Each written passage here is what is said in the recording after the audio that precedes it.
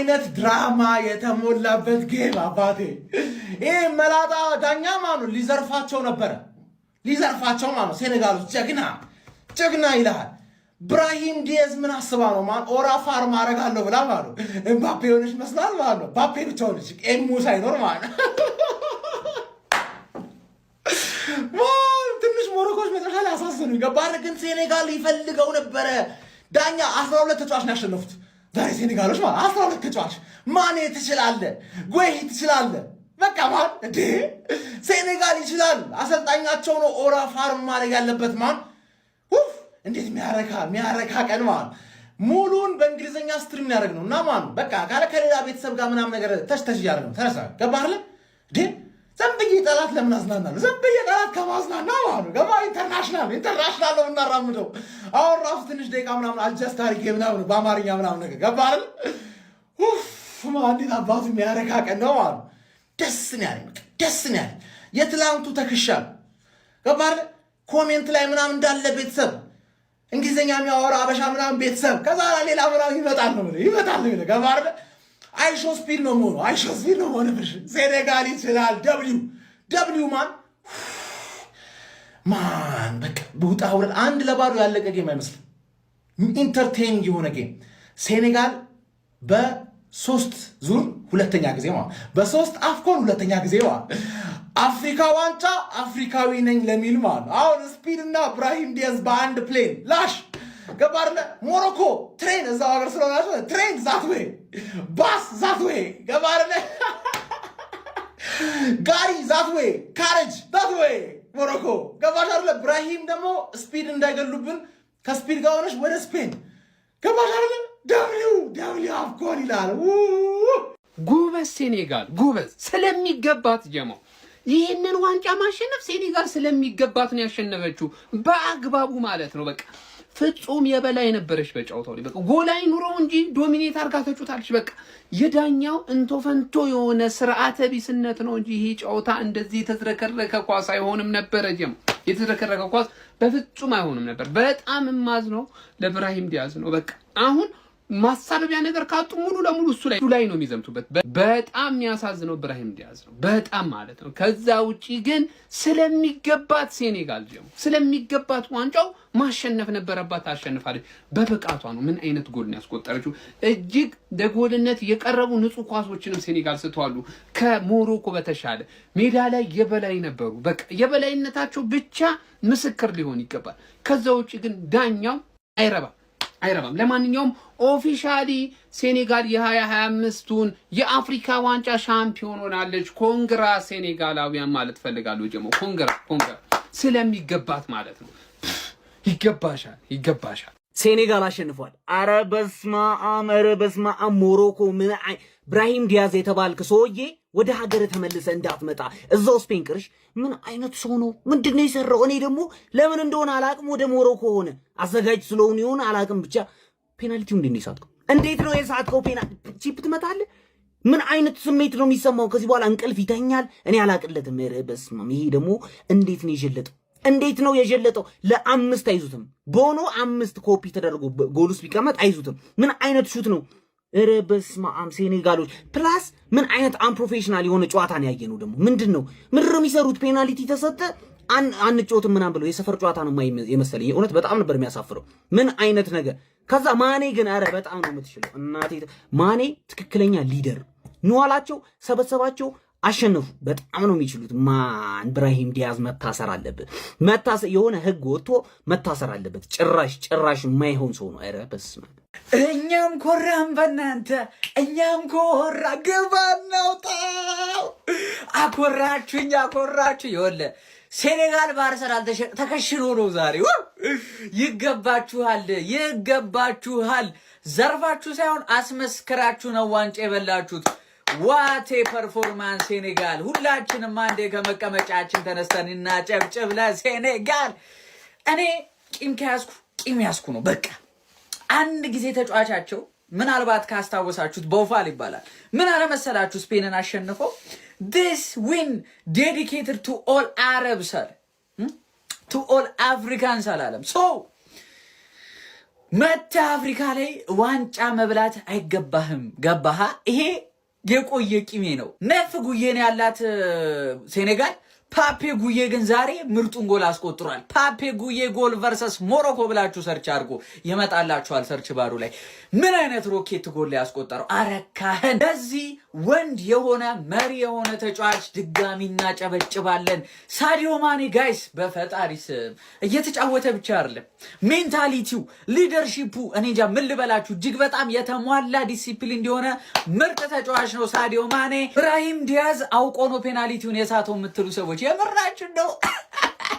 እንደ ልጅ እያለቀሰ ከሜዳ ወጥቶ ምን ሆናችሁ ነው? ምንም አይነት ድራማ የለውም። ተሳስቶ ነው የሳተው።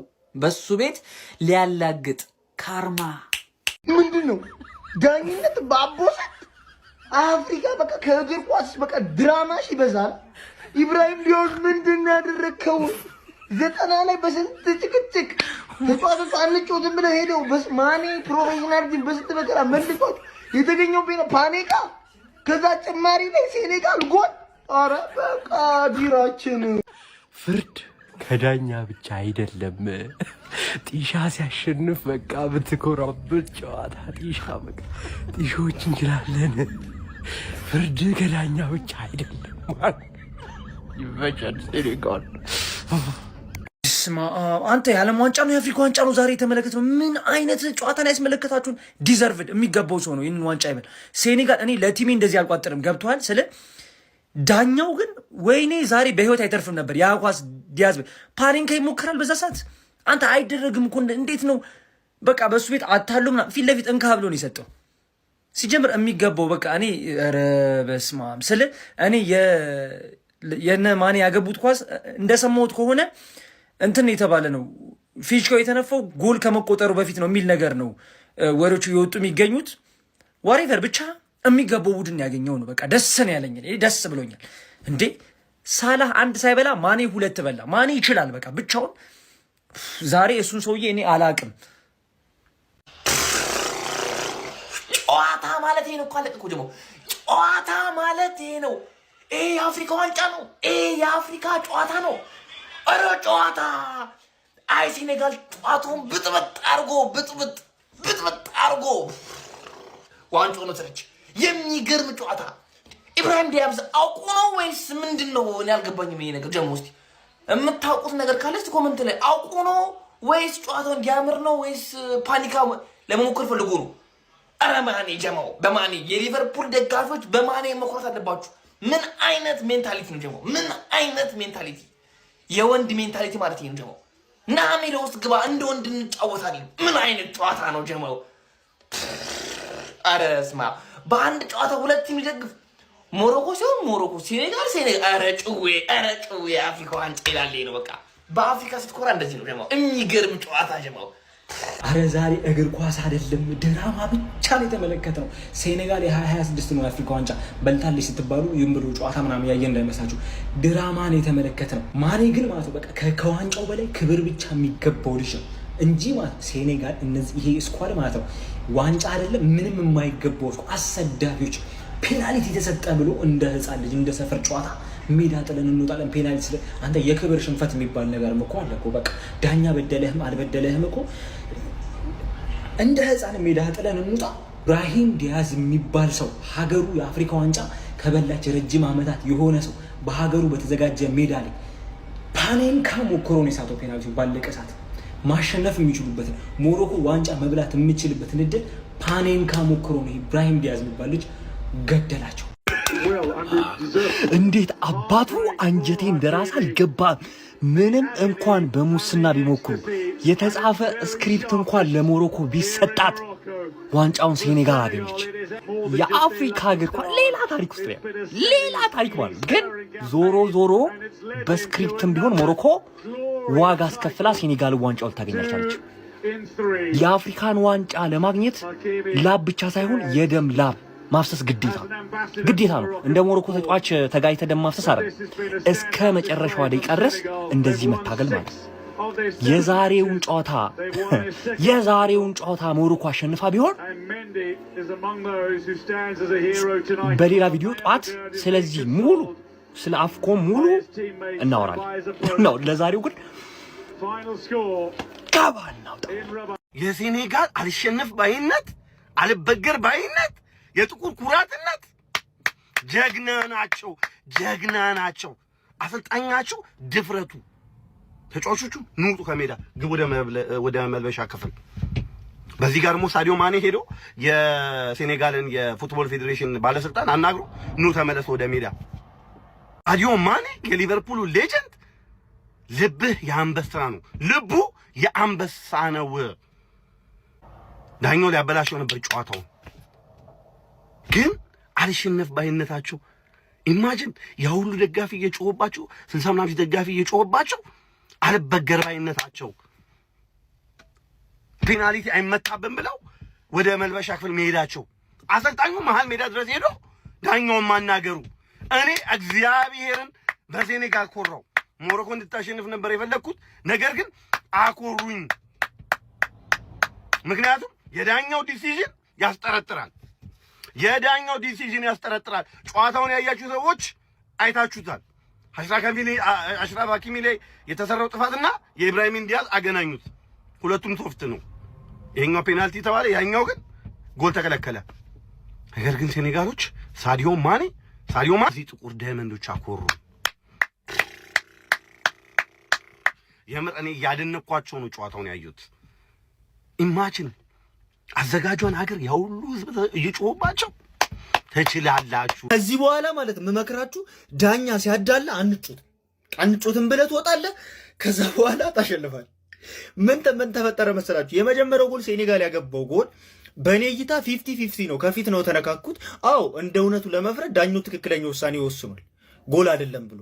ነገር ግን ፔናልቲ ሲሰጥባቸው ያ እንትኑ ስለነበረ በቃ እንዴት ፔናልቲ ይሰጣል አለ። አይወላችሁ ጨዋታው እንደተጀመረ እኔ የሞሮኮ ነበርኩ። ከዛ ልክ ሴኔጋል ላይ ፔናልቲው ሲሰጥ የሴኔጋል ሆንኩ። ለምን ሜንዲ አለ፣ ጃክሰን አለ።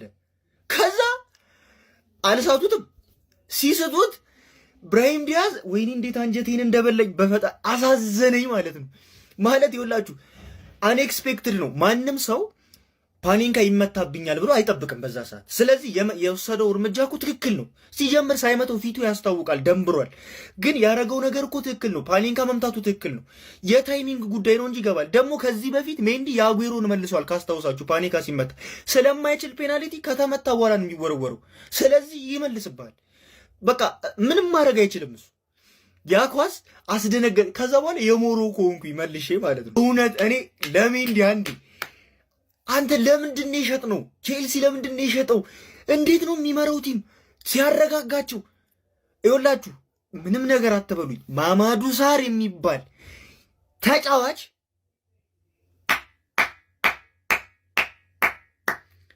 ጎል ነው ያወጣው 2 ጊዜ፣ አንድ አይደለም። በጣም ነው የሚችለው። በዛ ላይ እንዴት አይነት ተረጋግቶ የሚጫወት ልምድ ያለው ነው የሚመስለው። በኩሊባሊ የገባም አይመስልም። አንተ እንዴት ነው የሚችለው ማማዱ ሳር? ኢሪቤሌው ግን እኛ እንደዚህ 11 ተጫዋች እናጣለን ኢትዮጵያ። እንደው እባካችሁ እንደው የስፖርት ፌዴሬሽናችን 11 ተጫዋች ፈልጉልን። እኛውን ከነዚህ ጋር መጫወት ያቅተናል። ጋይስ ሴኔጋል የአፍሪካውን ዋንጫ ማሳካት ችላለች። እንደኔ ደስ ያለው ለሴኔጋል ምን አይነት ጨዋታ ነው ያየነው ጋይስ? ምን አይነት ጨዋታ! ሴኔጋሎች ከባድ ናቸው። ሞሮኮ እኮ ጨርሶት ነበር እኮ ጨዋታው፣ ግን ሳይኮ በሏቸው። ፔናልቲ ተብሎ ስንት ደቂቃ ሙሉ ነው ክርክር ላይ የነበሩት።